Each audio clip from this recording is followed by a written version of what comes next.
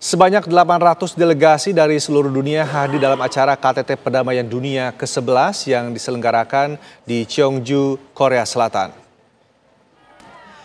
KTT yang diadakan di Cheongju memamerkan pencapaian organisasi dan visi untuk perdamaian dengan menekankan upaya kolaborasi antara pemerintah, organisasi, dan masyarakat sipil.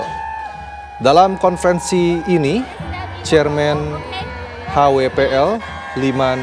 Hee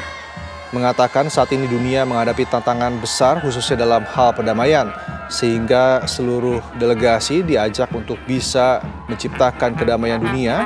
mulai dari diri sendiri dan mulai dari hari ini. Tidak hanya itu, perdamaian bukan sekedar pilihan melainkan kebutuhan esensial bagi keberlangsungan hidup manusia, sehingga perdamaian akan diwariskan kepada generasi mendatang.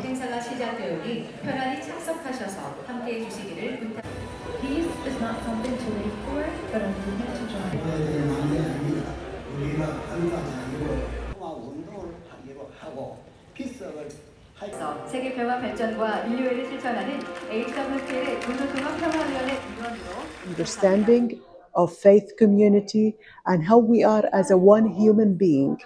with different backgrounds can make the picture very colorful and also can spread the message to all over the world and take a piece of that back home and try to share it with their own communities. So basically you're planting a small seed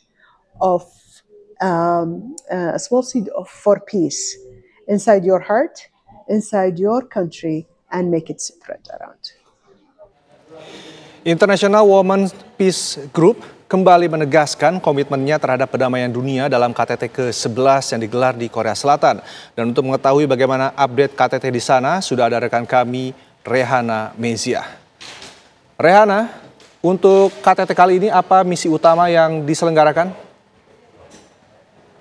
Baik, selamat siang waktu Korea Selatan. Memang untuk KTT Perdamaian Dunia kembali dilaksanakan di tahun 2025 ini di tempat saya mengabarkan di kota Cheongju, Korea Selatan. Konferensi pers sendiri pemirsa masih berlangsung hingga saat ini, di mana untuk KTT di setiap tahun pemirsa memang dilaksanakan, dan tepatnya di tahun ini juga ada 3 organisasi yang berbeda pemirsa, di mana salah satunya adalah International Women Peace Group. Kami juga tadi sempat melihat di 3 hari acara ini berlangsung secara berturut-turut, ada banyak sekali delegasi yang hadir, ribuan delegasi pemirsa dari beberapa negara juga hadir, bukan hanya dari Indonesia saja, ada juga dari Myanmar, Korea Utara, kemudian juga dari Afrika, dari Filipina, dan juga dari beberapa negara sahabat lainnya. Kami tadi sempat mencatat beberapa agenda yang dilaksanakan di hari ini pemirsa, di mana tentunya visinya sendiri adalah untuk mencapai perdamaian, terutama adalah untuk perempuan, yang juga ini diantaranya adalah mendorong aspek hukum secara internasional, kemudian juga standarisasi baik itu dari pendidikan, kemudian juga perdamaian bagi perempuan, hingga menyebarkan budaya baik itu lewat agama, budaya, dan juga untuk melibatkan aksi nyata bagi seluruh perempuan yang ada di dunia. Konferensi pers kali ini juga pemirsa menyoroti beberapa aspek, diantaranya adalah terutama untuk kepemimpinan di wilayah konflik seperti di Gaza dan juga di beberapa negara lainnya, kemudian juga untuk pembangunan perdamaian baik itu dari dalam diri perempuan sendiri maupun kemudian ini disebarluaskan kepada masyarakat yang ada di negaranya masing-masing. Menekankan juga bahwa perempuan ini bukan hanya korban, maupun juga bisa ini untuk membantu perdamaian dunia secara berkelanjutan, dan juga mempresentasikan pemirsa kasus-kasus kekerasan yang ada kepada seluruh masyarakat, baik itu yang melibatkan kepada perempuan maupun ini kepada anak, yang mana untuk kasus-kasus ini di berbagai negara didiskusikan lagi pemirsa, yang kemudian ini dicari apa sebetulnya akar dari masalahnya, kemudian juga bagaimana cara penanggulangannya, bahkan ini juga diberikan pendampingan baik itu secara fisik,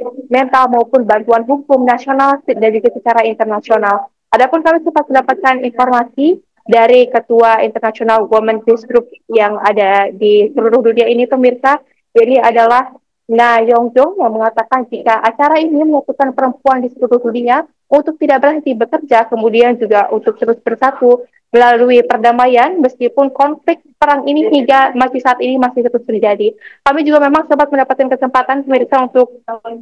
melihat secara langsung apa saja konflik-konflik yang ada untuk di Indonesia sendiri. Yang dibahas adalah mengenai konflik Aceh karena memang hingga saat ini di Aceh sendiri masih banyak masyarakat terutama ini terhadap perempuan yang masih belum merasakan kemerdekaan, masih juga belum bisa mendapatkan keadilan baik itu secara mental maupun secara fisik pemirsa, dan kemudian juga ada di beberapa wilayah lain juga yang memang sudah berhasil untuk memerdekakan diri sendiri terutama bagi perempuan yang nantinya akan berdampak terhadap anak-anak secara berkelanjutan juga. Dan untuk di wilayah konflik sendiri, pemirsa, memang ada beberapa yang dibahas, di antaranya adalah seperti di wilayah Gaza yang juga Ukraina, di mana International Women Peace Group ini aktif untuk mengajak dan juga mendorong untuk mencari solusi yang komprehensif, tidak hanya untuk menghentikan perang, tapi juga untuk membangun perdamaian permanen dengan pendekatan yang cukup dinamis pemirsa, ya ini adalah baik itu untuk pendekatan secara langsung dengan budaya, dengan juga agama, dan dengan beberapa metode lainnya,